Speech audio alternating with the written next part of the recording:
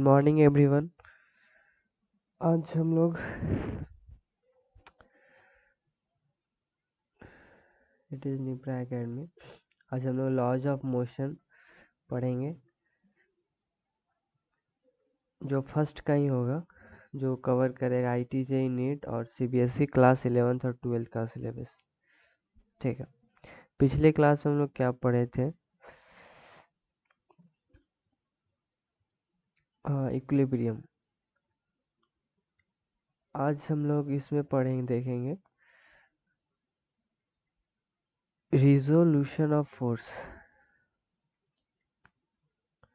Resolution of force, हम लोग force को कैसे रिजॉल्व करते हैं। फोर्स को रिजॉल्व करने का मतलब क्या है कि अगर हम लोग बोलेंगे कि एक ऑब्जेक्ट है इस तरह से, वेट,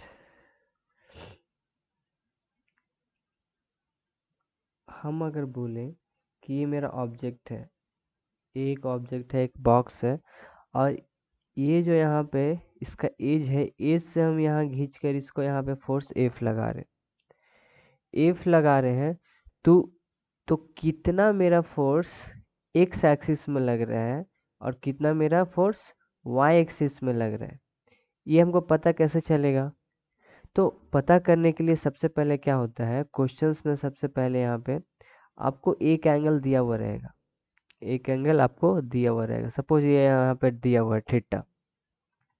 तो फिर आप इसको रिजॉल्व कैसे करोगे?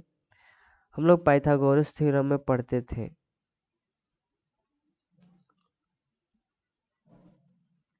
अगर ये मेरा थीटा रहता था तो ये साइड कितना होगा और ये साइड कितना होगा, यही तो मेरा एक्स एक्सिस है, यही तो मेरा वाई एक्सिस है। यस और नो?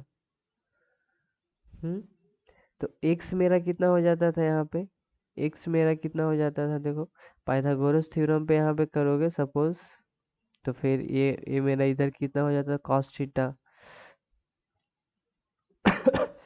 कॉस थीटा, फिर ये इधर करते थे तो ये मेरा साइन थीटा से मेरा साइड निकल जाएगा। आप लोग कर लेना ये सब।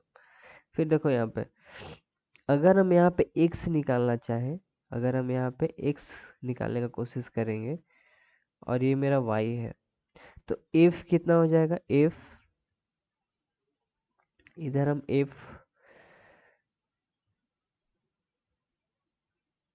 इधर f1 और ये मेरा f2 है, तो f1 कितना हो जाएगा, f1 कितना हो जाएगा, f cos थीटा, f2 कितना हो जाएगा, f sin थीटा। इस तरह से हम लोग इसको रिजॉल्व करेंगे। f cos थीटा मेरा क्या हो जाएगा, component of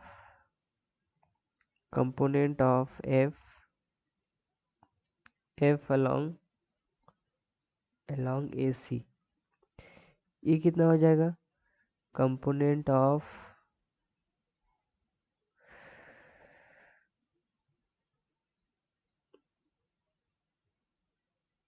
f along AB।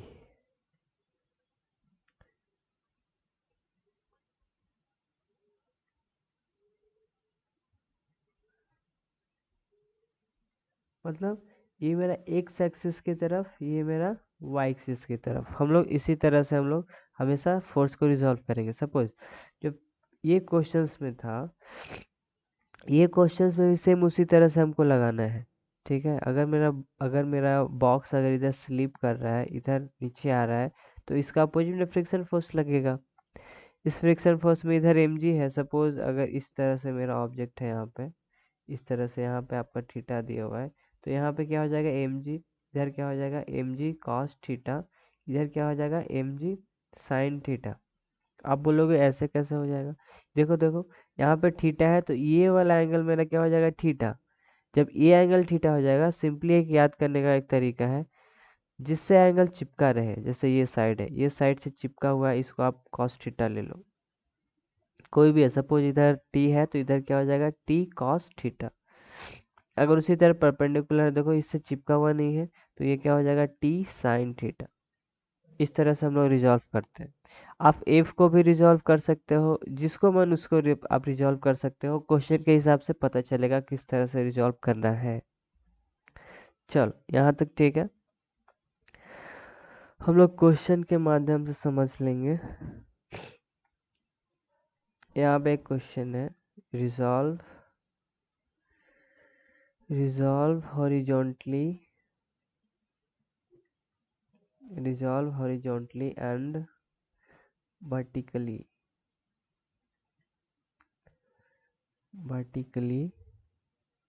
a force F equals to 8 Newton, ठीक है, which makes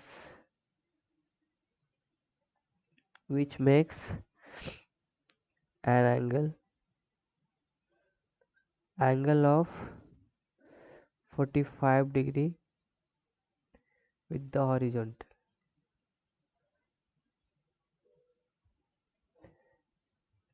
देखो यहाँ पे क्या बोल रहा है, यहाँ पे एक फोर्स है मेरा इधर इस तरह से, जो मेरा हॉरिजॉन्टल, इसी को हॉरिजॉन्टल बोलते हैं, या हॉरिजॉन्टल के साथ कितना डिग्री बना रहा है, 45 डिग्री।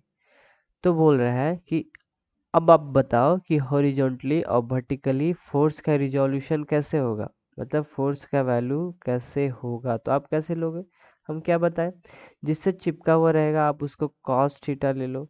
तो देखो ये अगर एफ है तो ये क्या हो जाएगा, एफ cos 45 डिग्री, सही। ये कितना हो जाएगा, एफ साइन 45 डिग्री। अब cos 45 का वैल्यू पुट करो और साइन 45 का वैल्यू पुट करो, और फिर आ जाएगा। क्वेश्चन में एफ भी दिया रहेगा तो एफ का भी हम सारा वैल्यू हम फाइंड, जैसे अगर यहाँ पे एफ 10 दिया हो तो यहाँ पे क्या हो जाएगा, 10 इंटू कॉस 45 का वैल्यू, फिर यहाँ पे क्या हो जाएगा, 10 इंटू कॉस 45 साइन 45 का वैल्यू, ठीक है।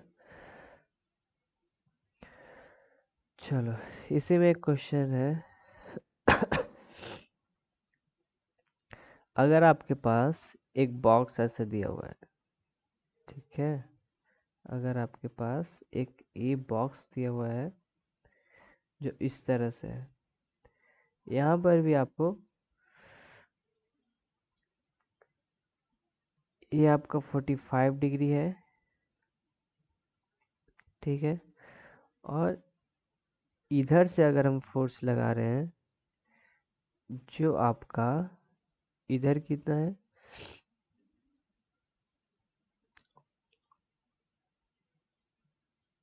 इधर भी आपका 45 है।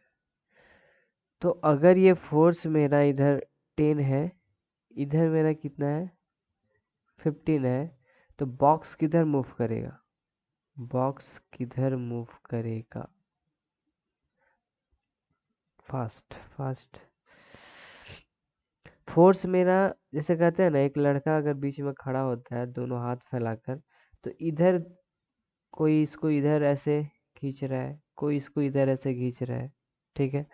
तो ये लड़का किधर जाएगा, जिधर का फोर्स ज्यादा होगा उधर ही का उधर का होगा। तो उसके लिए हमको इसको क्या करना पड़ेगा, इस बॉक्स का फोर्सेस को रिजॉल्व करना पड़ेगा, इसका क्या करना पड़ेगा, इसका जो फोर्स है इसको हम लोग एक्स और वाई में रिजॉल्व करना पड़ेगा। देखो इधर 15 है, तो 15 कॉस 45 डिग्री, कॉस 45 का वैल्यू क्या होता है, 1√2, ठीक है। इधर क्या है, 15 इंटू 1√2, डन। फिर इधर क्या हो जाएगा, फिर इधर इधर 10 इंटू 1√2, फिर इधर क्या हो जाएगा, 10 इंटू 1√2। तो देखो यहाँ यहाँ सेम है, मतलब फोर्स मेरा क्या हो जाएगा, इस तरह से मूव करेगा, इधर इधर मूव कर सकता है, नहीं तो फिर इधर मूव कर सकता है। क्यों, क्योंकि देखो वाई डायरेक्शन में मेरा फोर्स कौन सा ज़्यादा है, देखो वाई का ज़्यादा है। तो अगर हम चाहें बॉक्स को, तो बॉक्स को हम ऊपर भी अपनी तरफ खींच सकते हैं, अगर हम चाहें तो इधर एक्स डायरेक्शन में भी खींच सकते हैं, क्योंकि इधर फोर्स का जो रिजोल्यूशन है वो बराबर है। देखो अगर फोर्स मेरा बराबर है, तो कहने का मतलब कि ये बॉडी मेरा कैसा है, ये बॉडी मेरा कैसा है, इक्विलिब्रियम में है, ठीक है। अगर ये फोर्स अगर सपोज ये 10 हो जाता, अगर सपोज ये 10 नहीं 9 हो जाता, तो अगर ये 9 हो जाता तो मेरा जो बॉडी है वो इक्विलिब्रियम में नहीं हो सकता है। देखो इधर फोर्स लग रहा है, इस बॉडी पे इधर फोर्स लग रहा है। अगर ये बॉडी इक्विलिब्रियम में नहीं होगा तो ये बॉडी मेरा मूव करते ही रहेगा, करते ही रहेगा, कभी नहीं रुक सकता है। इसको रोकने के लिए हमको क्या लगाना पड़ेगा? इक्विलिब्रियम फोर्स लगाना पड़ेगा। वो हम लोग क्वेश्चंस में आगे देखेंगे किस तरह से हम लोग फोर्स निकालते हैं। चलो यहाँ तक डन, यहाँ तक डन।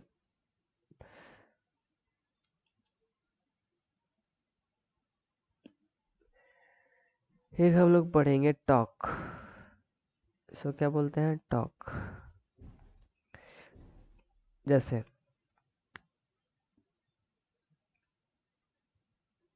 अगर एक रिजिड बॉडी है, अगर एक रिजिड बॉडी है और रिजिड बॉडी को क्या हो रहा है कि इधर एक R2 है, यहाँ एक फोर्स लग रहा है F1, फिर इधर एक R2 है, इधर एक फोर्स लग रहा है F2,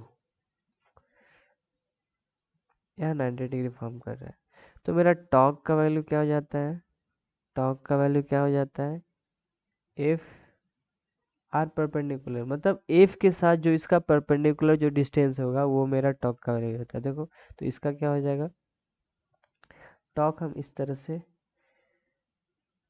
डिनोट करते हैं, F into R perpendicular. R perpendicular इसका कौन सा है? देखो अगर एफ वन, अगर हम यहाँ पे टॉर्क वन यहाँ पे ले रहे हैं एफ वन के पास, तो एफ वन के पास क्या हो जाएगा? देखो F one R two, two के पास क्या हो जाएगा?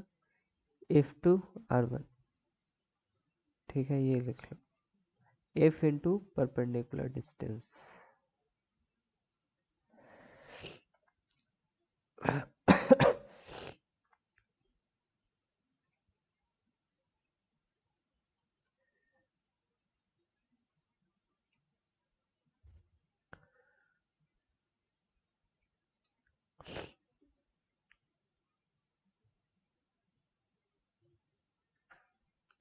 चलो अगर देखो, अगर आपका इक्विलिब्रियम में क्या है, अगर आपका इक्विलिब्रियम में क्या है, अगर इफ अगर एक्स की तरफ आपका बहुत सारा फोर्स है, सपोज इस तरह से अगर ये बॉडी है, इस पे कुछ फोर्स लग रहा है, इस पे कुछ फोर्स लग रहा है, इस पे कुछ फोर्स लग रहा है, इस पे कुछ फोर्स लग रहा है। अगर सपोज वाई है तो वाई में ऐसे फोर्स लग रहा है, ऐसे फोर्स लग रहा है, तो हम इसको इक्विलिब्रियम का इक्वेशन कैसे लिखेंगे? क्या लिखेंगे? समेशन ऑफ एफ एक्स, इसको जीरो कर देंगे, समेशन ऑफ एफ वाई, इसको जीरो कर देंगे। अगर जेड डायरेक्शन है तो फिर हम जेड डायरेक्शन में भी इसको हम जीरो कर देंगे। ये मेरा रूल हर जगह काम आएगा।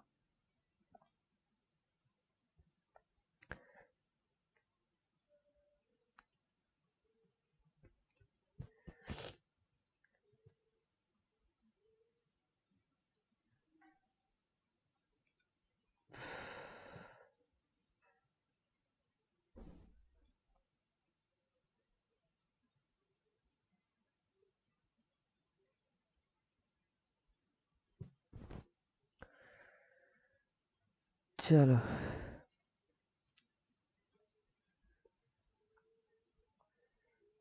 अब हम लोग मेन पार्ट स्टार्ट करते हैं।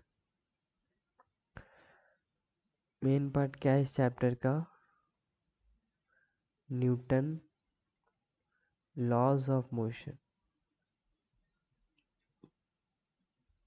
इसमें हम लोग मेनली क्या पढ़ने वाले? एक पुली रहेगा, इस पुली को अटैच रहेगा, इस पे एक मास रहेगा। आईटीजेई में इस तरह से क्वेश्चंस आते हैं और बहुत आते हैं।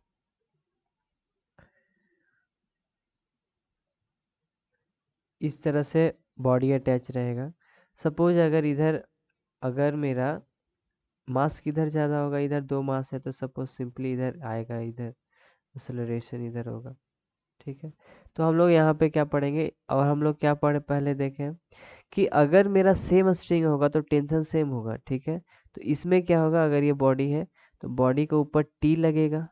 ठीक है, यहाँ भी क्या लगेगा, यहाँ भी टी लगेगा, सेम होगा। यहाँ लेकिन चेंज हो जाएगा क्योंकि स्ट्रिंग चेंज हो गया यहाँ पे। सपोज यहाँ पे T1 है तो इधर क्या हो जाएगा T2। किस तरह से मेरा लगता है, अगर सपोज अगर हम रिजोल्यूशन करना चाहें, अगर M1 है यहाँ पे, ठीक है, M1 पे कौन कौन सा फोर्स लग रहा है, देखो ऊपर, ऊपर मेरा क्या लगेगा T1, नीचे क्या लगेगा M1G, वेट, इसका वेट, ठीक है। फिर एक्सेलरेशन है इस पे इस तरह से। फिर अगर हम बोलें कि M2 पे कौन कौन सा फोर्स लगेगा, M2 पे देखो कौन कौन सा फोर्स लगेगा। अगर M2 को अगर हम देखें तो इस पे भी मेरा फोर्स कौन सा लग रहा है T1, नीचे कौन लगेगा M2G। फिर इस पे कौन सा फोर्स लगेगा M3 पे, देखो ऊपर मेरा कौन सा फोर्स लग रहा है T2, नीचे कौन सा फोर्स लग रहा है W, M3G। फिर एक्सेलरेशन, आपको यहाँ पे क्या बोलेगा क्वेश्चंस में, फाइंड ए T1 T2, बहुत सारे चीज यहाँ पे दे दिए जाएंगे, फिर आपको फाइंड करने के लिए बोलेगा। लेकिन देखो न्यूटन लॉज ऑफ मोशन में क्या होता है कि अगर आपके पास एक बॉडी ऐसे दिया हुआ है, अगर आपके पास एक बॉडी ऐसे दिया हुआ है, तो देखो अगर मेरा ये M1 है, अगर मेरा ये M2 है, तो अगर इस पे हम कोई फोर्स लगा रहे इस तरह से, कोई अगर हम कोई एक फोर्स लगा रहे, जब हम एक फोर्स लगाएंगे तो बॉडी एक एक सेम मास की तरह बिहेव करेगा। मतलब सेम मास कहने का मतलब क्या है, सेम मास कहने का मतलब कि अगर इस पे फोर्स लगेगा, अगर हम इसका हम एक्सेलरेशन फाइंड करने का कोशिश करेंगे तो इसका एक्सेलरेशन दोनों बॉडी का क्या होगा, सेम होगा। क्यों, क्योंकि हम अगर सिंपली अगर आप किसी बॉडी को आप अटैच कर दिए हो इस तरह से, अगर आप यहाँ पे फर्स्ट बॉडी पर अगर आप फोर्स लगा रहे हो तो सिंपली ये दोनों सेम एक्सेलरेशन से आगे जाएगा, ठीक है। अगर हम जस्ट इसका अपोजिट भी फोर्स लगाते हैं इस तरह से, तो ये बॉडी क्या जाएगा मेरा, सेम मास का, मतलब सेम एक्सेलरेशन से ये बॉडी मेरा क्या जाएगा, आगे जाएगा। तो ये क्या हो गया क्वेश्चन, ये सेम एक्सेलरेशन का क्वेश्चन हो गया। लेकिन कहीं कहीं पे क्या होगा, कहीं कहीं पे अगर सपोज आपके पास इस तरह से अगर बॉडी है या स्ट्रिंग यहाँ पे ऐसे जोड़ दिया, अगर सपोज इस तरह से आगो, अगर आपको ए यहाँ पे लगा दिया, एफ यहाँ से फोर्स लग रहा है, तो बॉडी के यहाँ पे अलग अलग एक्सेलरेशन हो सकता है। क्यों, क्योंकि देखो यहाँ पे अगर स्ट्रिंग है, अगर यहाँ पे स्ट्रिंग है तो ये मेरा फोर्स ज़्यादा इस बॉडी को अपनी तरफ करेगा, अपनी तरफ ऐसे खींच रहा है इस बॉडी को।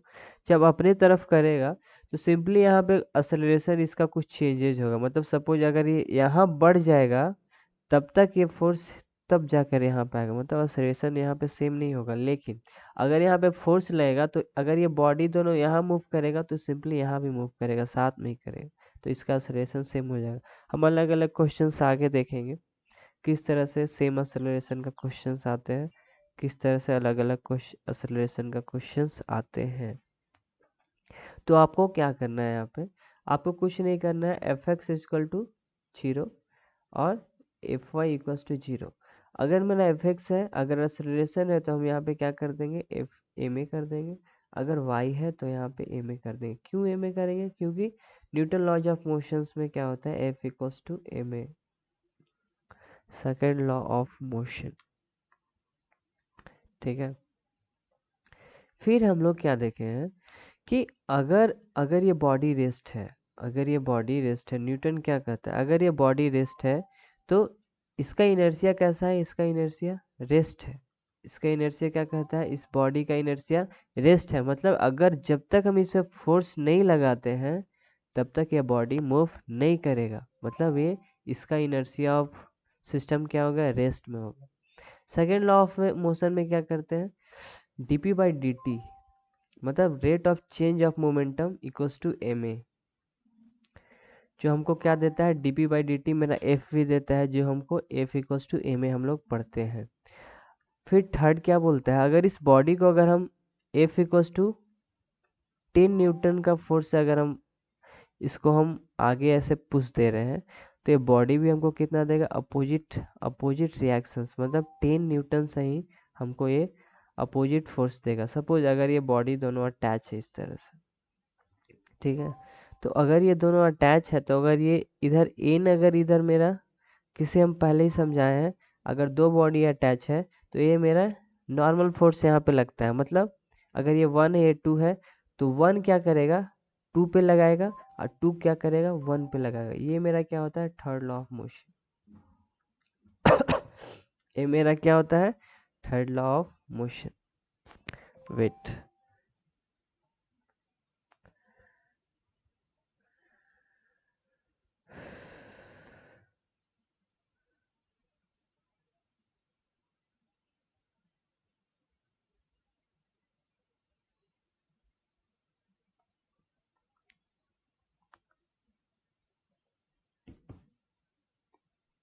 चलो जब इतना हो गया तो और इसमें क्या, चलो अब नेक्स्ट हम लोग एक एक चीज और, अगर आपको कभी भी एक्सेलरेशन फाइंड करने के लिए बोले और आपको बॉडी का एक्सेलरेशन अगर आपको लग रहा है कि वो सेम होगा तो हम उस पे उसका कौन सा फार्मूला होता है नेट पुलिंग। सिंपल सा ट्रिक है जो हम लोग को IIT और नीट में बहुत ज़्यादा यूज होगा। नेट पुलिंग और pushing force divided by total total mass. ये मेनली कहाँ पे यूज होगा जहाँ पे बॉडी का एक्सेलरेशन मेरा सेम होगा, ठीक है। ये बॉडी का जहाँ पे एक्सेलरेशन मेरा यहाँ जहाँ पे सेम होगा हम वहाँ पे ये फोर्स लगाएंगे और हम ऐसे फोर्स नहीं लगा सकते, ठीक है ना, नहीं तो फिर गलत हो जाएगा फिर। चलो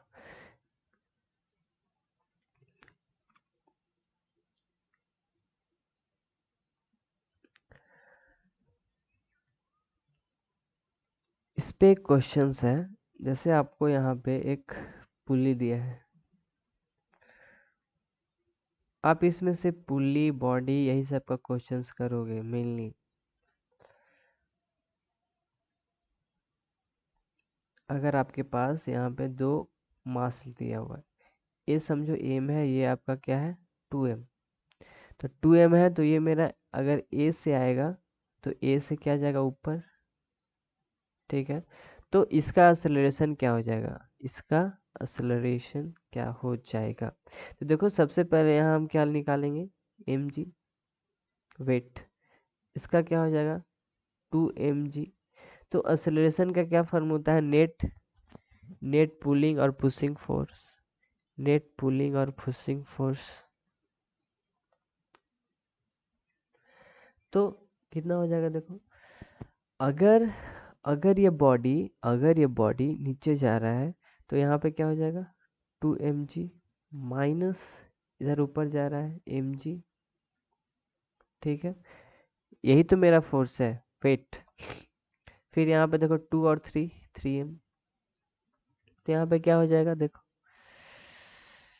यहाँ पे mg बाई 3m तो g बाई 3, मतलब आपका इधर एक्सेलरेशन क्या लग रहा है g/3 और इधर क्या लग रहा है g/3। मतलब अगर आपका बॉडी का बोलेगा कि इस बॉडी पे मेरा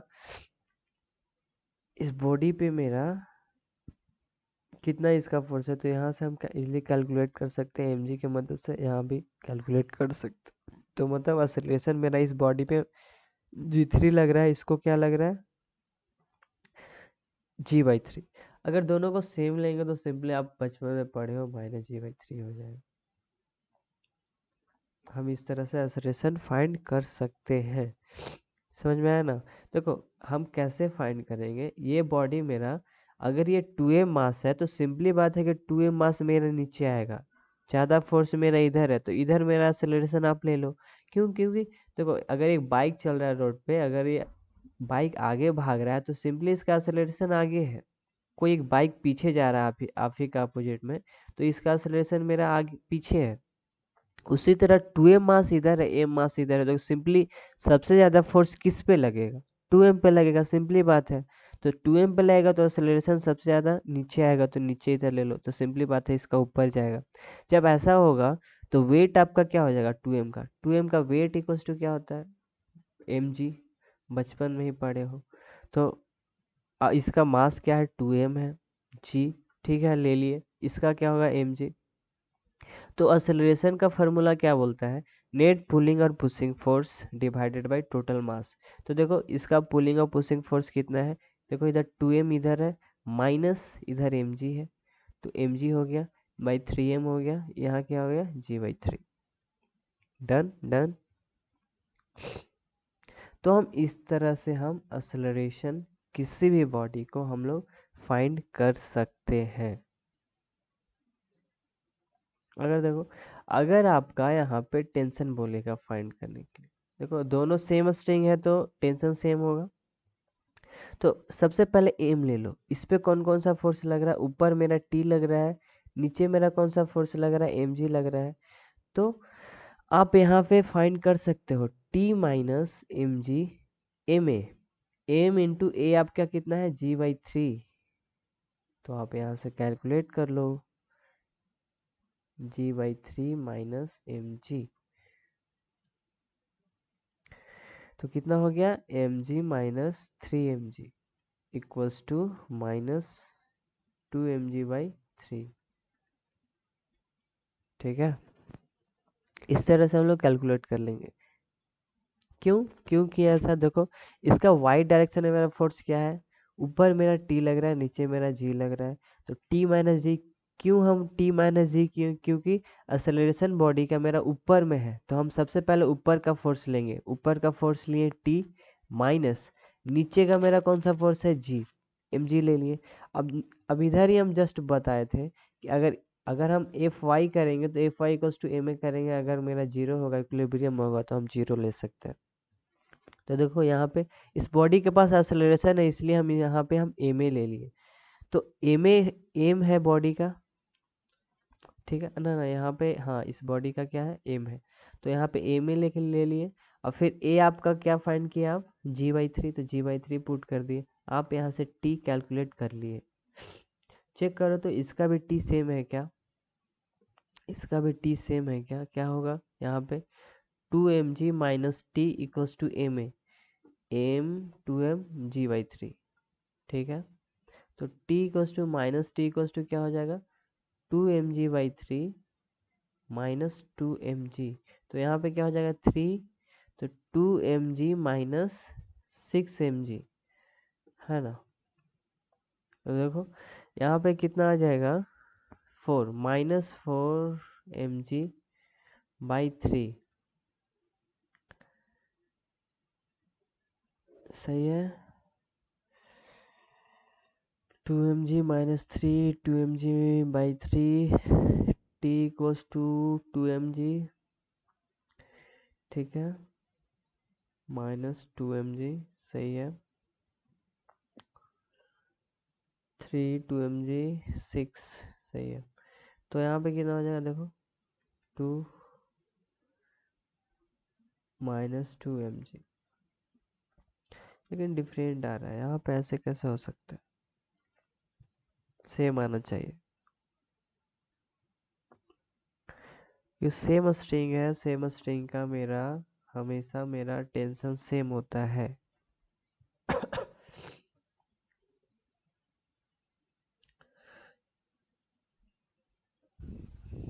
देखते हैं आगे, चलो नेक्स्ट। सबसे पहले एक सिंपली एक बॉडी से क्वेश्चंस करेंगे।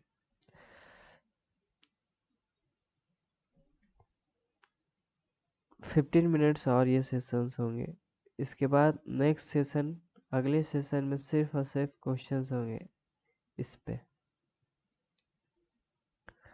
अगर सपोज आपके पास ये कितना है, अगर आपके पास ये 4 kg है, ये आपका क्या है 2 kg, अगर इधर आपका फोर्स लग रहा है 10 न्यूटन, तो इसका एक्सेलरेशन मेरा क्या हो जाएगा, ये हमको बताना है। देखो अगर ये बॉडी है तो अगर इस बॉडी पर अगर हम फोर्स लगाएंगे तो हम जस्ट बताए थे कि दोनों बॉडी का एक्सेलरेशन मेरा क्या होगा, सेम होगा। तो इस तरह से अगर मेरा सेम होगा तो हम इसका एक्स का फोर्स लगा सकते हैं, एक्स का फोर्स लगा सकते हैं। यहाँ पे तो और कोई हमको दिख नहीं रहा है कि और फोर्स लगेगा, तो आप यहाँ पे F X summation of F X equal to A में कर दो। तो आप यहाँ पे जब ऐसे करोगे तो क्या हो जाएगा, फोर्स आपका क्या है एफ एक्स तरफ 20, एम क्या है आपके पास 4 + 2, ए आपके पास क्या है यही तो फाइंड करना है। तो 20/6 इक्वल्स टू ए, तो ए इक्वल्स टू आप 20/6, ये आपका आ गया। ठीक है,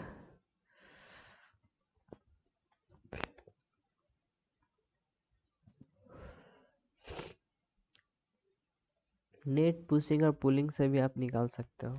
किस तरह से निकलेगा देखो, तो आप पे टोटल फोर्स क्या लग रहा है, टोटल फोर्स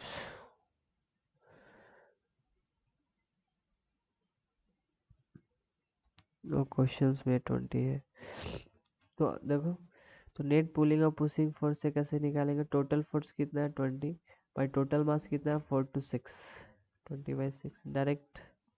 ये तो फिर आप चाहो तो ऐसे कर सकते हो, नहीं तो फिर चाहो तो आप ऐसे कर सकते हो, जिससे आपको आसानी हो। लेकिन आगे जब पुली का क्वेश्चंस करेंगे तो ये चीज़ ये बहुत ज़्यादा यूज होगा आसानी से बनाने, क्योंकि इतना ज़्यादा सॉल्यूशन बहुत ज़्यादा कॉम्प्लिकेटेड हो जाता है पुली का क्वेश्चंस में। ठीक है, अगर आपका बोला जाए यहाँ पे, अगर आपका क्या बोला जाए कि नेक्स्ट क्वेश्चन क्या है, the normal reaction between two block. तो यहाँ पे नॉर्मल रिएक्शन क्या हो रहा है दोनों का बीच में। तो देखो आप यहाँ पे, अगर हम यहाँ पे 2 kg का बॉक्स लेते हैं, अगर हम यहाँ पे 2 kg का बॉक्स लेते हैं तो 4 kg आपको क्या लगा, देखो हम अभी जस्ट बताएं third law of Newton law of motion से, 4 kg क्या लग करेगा, फोर्स फोर्स इस पे लगाएगा, तो एन इधर हो गया, इधर आपके पास क्या है 20 20 न्यूटन है। ठीक है, फिर ये बॉडी एक्सेलरेटेड कैसे है, ऐसे। फिर उसी तरह अगर यहाँ पे हम 4 kg का लेते हैं, इस पे मेरा किधर है, इधर, अब बॉडी मेरा कैसे है, इस तरह। डन, यहाँ यहाँ तक डन। देखो, तो इस पे मेरा कितना हो जाएगा,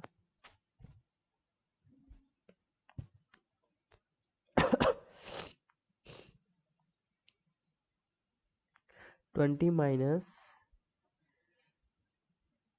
N, 20 - n equals to M A. M आपके पास कितना है 2 ए, और ए आप फाइंड कर लिए हो, ए आप फाइंड कर लिए हो। तो ए का वैल्यू क्या है 20/6, तो यहाँ से एन का वैल्यू आ जाएगा, एन का वैल्यू क्या हो जाएगा यहाँ पे 20 - 40/6। आप यहाँ से वैल्यू फाइंड कर सकते हो, आप यहाँ से वैल्यू फाइंड कर सकते हो। देखो आप इसको जब फाइंड करोगे ना, तो इसका वैल्यू क्या आएगा 20/3। जब इसका 20/3 आएगा तो ये भी मेरा सेम आना चाहिए नॉर्मल रिएक्शन फोर्स। तो सेम आने का क्या तरीका है, देखो इसमें मेरा एक ही फोर्स लग रहा है, तो एन इक्वल्स टू क्या हो जाएगा ए में, ए आपके पास क्या है 20/6। देखो देखो देखो देखो जल्दी से,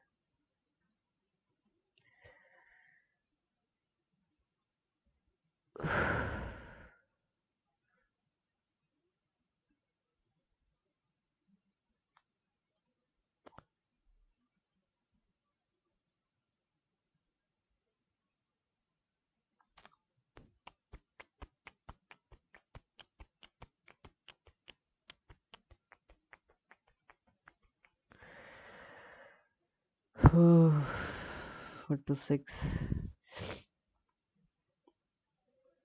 20/6 यहाँ सही है। इसमें हम फाइंड करें 20 - n 2a, सही। ठीक है,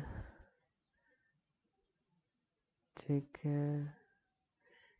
तो यहाँ कितना हो जाएगा, देखो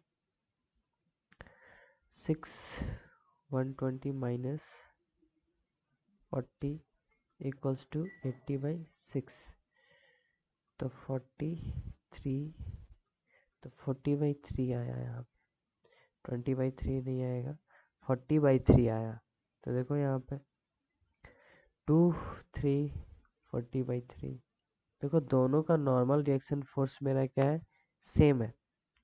कहने का मतलब कि अगर एक बॉडी दोनों अटैच है तो इस पे नॉर्मल रिएक्शन फोर्स सिंपली ज़्यादा लगेगा। वो थर्ड लॉ ऑफ मोशन बोलता है मेरा, third law of Newton law of motion. ये मेरा फोर्स जितना इस पे लगाएगा वही सेम फोर्स हम इस पे लगाएंगे। ये हम लोग सिर्फ बचपन में पढ़ते थे, लेकिन देखो अभी हम निकाल रहे हैं मैथमेटिक्स के मदद से। यहाँ तक डन है, यहाँ तक डन।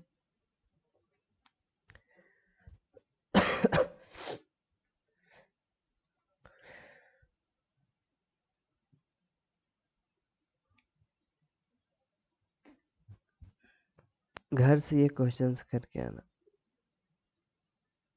नेक्स्ट कल आगे। और कल सिर्फ क्वेश्चन सेशन होंगे। 2 kg, ये मेरा क्या है 1 kg। इससे मेरा फोर्स क्या लग रहा है, 12 न्यूटन।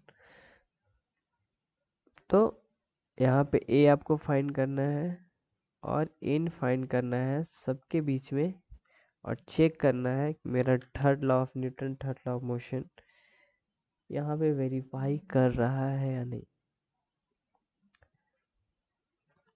ठीक है,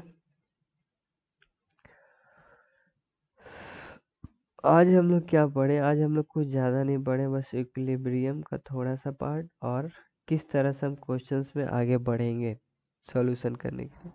आप लोग अच्छे से पढ़ाई करते रहो। IIT-JEE का क्वेश्चन मतलब एग्ज़ाम भी जस्ट आ रहा है।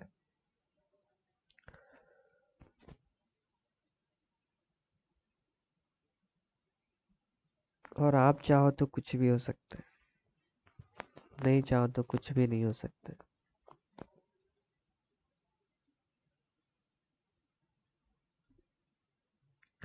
जो हम नहीं किए वो आप करो, जो आपके पापा नहीं किए वो भी आप करो, जो आपके परिवार नहीं किया वो भी आप करो।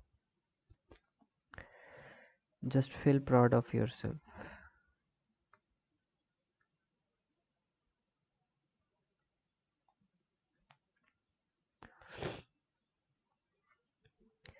चलो बाय। आज का इतना ही, फिर नेक्स्ट सेशन जस्ट होगा। पढ़ाई करते रहो, माँ पापा को खुश रखो। बाय। कुछ भी होगा तो आप फिर यहाँ पे विजिट कर सकते हो। नेक्स्ट सेशन का भी क्लासेस जल्दी स्टार्ट होगा, अगले साल से जैन से स्टार्ट हो जाएगा। क्योंकि क्योंकि 11 12 का कोर्सेज भी बहुत ज़्यादा रहता है, सब्जेक्ट बहुत ज़्यादा होते हैं, IIT-JEE का भी सब्जेक्ट बहुत ज़्यादा होते हैं। हम मेनली 11 12 IIT-JEE नीट को ही पढ़ाएंगे इसलिए। और बाकी टीचर्स हैं जो आप 10 11 12 जो भी है वो आपको कवर सारे होंगे। तो जो भी चीज़ अगर आपको करना है तो आप प्लीज़ अपने सीट बुक कर लो पहले से ही, क्योंकि लिमिटेड सीट है पर क्लास 10 बच्चे। 10 में से कम 10 को ही तो IIT-JEE निकालना ही निकालना है। आप प्रैक्टिस करते रहो। चलो बाय। आप इस बंदे पे भरोसा रखो बस।